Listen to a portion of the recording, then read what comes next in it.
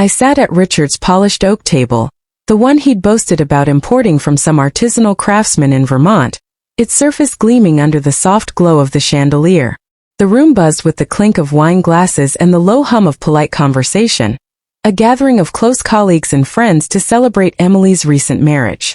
She sat across from me, radiant in a cream-colored dress, her new diamond ring catching the light as she gestured animatedly. Richard, her father and my business partner of 15 years, sat at the head of the table, his laughter booming as he recounted a story I'd heard a dozen times before.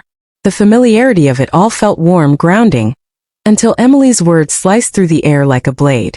"David's taking over my role at the company," she said, her voice casual, almost flippant as she sipped her wine. David, her new husband, a man I'd met only twice, flashed a smug grin from beside her. The room didn't stop, but for me it did. My fork hovered over my plate, a piece of roasted chicken impaled on its tines. Taking over? Emily was more than just an employee. She was the heart of the marketing division, my right hand in building our tech startup from a garage operation to a multimillion-dollar enterprise. We'd spent late nights brainstorming campaigns, her sharp wit and creativity pulling us through impossible deadlines. She was my confidant, my friend. Hell, I'd thought of her as family. And now, without a word of warning, she was handing her role to a stranger? To her husband, who knew nothing of our company's DNA. I forced a smile, my jaw tight, and nodded as if it made perfect sense. "That's great," I managed, shoving the chicken into my mouth. Tasted like ash. Richard didn't meet my eyes, his focus suddenly on refilling his glass. The betrayal wasn't just Emily's decision. It was the silence, the lack of a heads-up from either of them. We'd built this company together, Richard and I, through sleepless nights and near bankruptcies. He'd been the one to pull me into this world, mentoring me when I was just a kid with a knack for coding. And Emily, she'd been with us for a decade, her ambition matching mine. This wasn't just a personnel change, it was personal. It was a knife in my back, wielded by the two people I trusted most. I chewed mechanically, swallowing the hurt along with the food. The conversation moved on, but I was outside it, my mind replaying every interaction with Emily and Richard over the past months. Had there been signs? The way Emily had been distant lately, her responses to my emails curt, her presence at strategy meetings sporadic? Or Richard's sudden enthusiasm for new blood in leadership, his vague comments about fresh perspectives? I chalked it up to stress, to the chaos of her wedding planning. Now it felt like I'd been blind. The next morning the office was a different world. The open plan space, usually alive with chatter and the clack of keyboards, felt like a stage where everyone knew their lines except me. Colleagues who'd once slapped my back with jokes now avoided my gaze, their eyes darting to their monitors as I passed. Conversations hushed when I entered the break room, the air thick with unspoken tension. I was the founder, the CEO, yet I felt like an intruder in my own company. Sarah, our CFO, gave me a tight smile before hurrying off to a meeting I hadn't been invited to. Even the interns seemed to sense the shift, their usual banter replaced with awkward silence. I retreated to my office, the glass walls offering no real privacy, and buried myself in work. But the numbers didn't add up literally.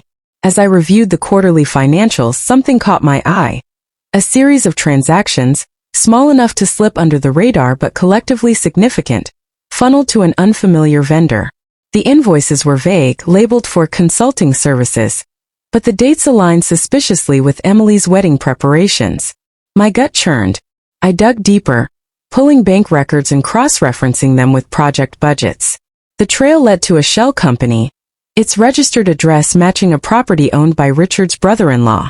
My hand shook as I pieced it together. Richard had authorized the payments, but Emily's signature was on the vendor contracts. They'd been siphoning company funds, using the chaos of her wedding as cover. But there was more. In a folder buried on the shared drive, I found emails between Emily and David, forwarded to an account I didn't recognize. They weren't just business correspondence. The language was intimate, flirtatious, dated months before her engagement was announced. One email mentioned a weekend at her cousin's wedding in Napa, long before David was supposedly in the picture. She'd been cheating not just on her fiancé at the time, but on me, on the company, weaving David into our world while hiding the truth. The realization hit like a physical blow. I'd been played not just professionally but personally. Emily's late-night work sessions with me, her laughter, the way she'd lean over my desk to sketch out ideas. Had it all been a performance? And Richard, had he known? His signature on those transactions suggested he did. The man who'd toasted my success, who'd called me the son he never had been complicit in this deception. I spent days compiling evidence, my nights sleepless as I traced every discrepancy, every lie. I hired a forensic accountant to confirm my findings. Their report a damning catalog of fraud and betrayal. By the time I walked into the boardroom a week later, I was armed with a binder of documents and a resolve I hadn't known I possessed. The board was there, along with Richard, Emily, and David, who'd already started showing up to meetings like he owned the place. The air was thick with anticipation, though they didn't know what was coming. I didn't preamble. I laid out the evidence page by page, my voice steady despite the storm inside me. The fraudulent transactions, the shell company, the emails. I looked at Emily as I spoke, her face paling, her eyes wide with something like panic. Richard's hands gripped the table, his knuckles white. David tried to interrupt, but I cut him off, my gaze locking on Richard. "You exploited me," I said. "You exploited the company I built, the trust one gave you. Both of you." The room was silent, the board members exchanging uneasy glances. Emily stammered, "It's not what it looks like." But her voice faltered under the weight of the evidence. Richard said nothing, his silence louder than any defense. I didn't need their excuses. I'd seen enough. The fallout was swift. Richard announced his resignation that afternoon, citing health concerns. Though everyone knew the truth, Emily's shares were frozen pending an investigation, her role effectively terminated. David was escorted out, his smugness replaced by a stunned silence. The board moved quickly to protect the company, appointing an interim leadership team while I took a step back to reassess. In the weeks that followed, I felt a strange sense of freedom. The betrayal had gutted me, but it also stripped away illusions. I saw Richard and Emily for who they were.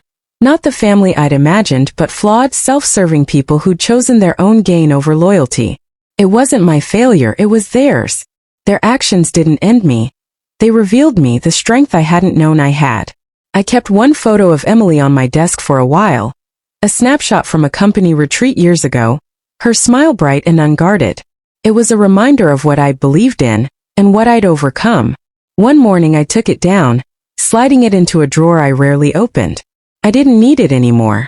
Walking out of the office that day, the weight of the past fell away. I was no longer the man who'd sat at that oak table, blindsided and broken. I was someone new, unburdened, ready to build again, this time on my own terms.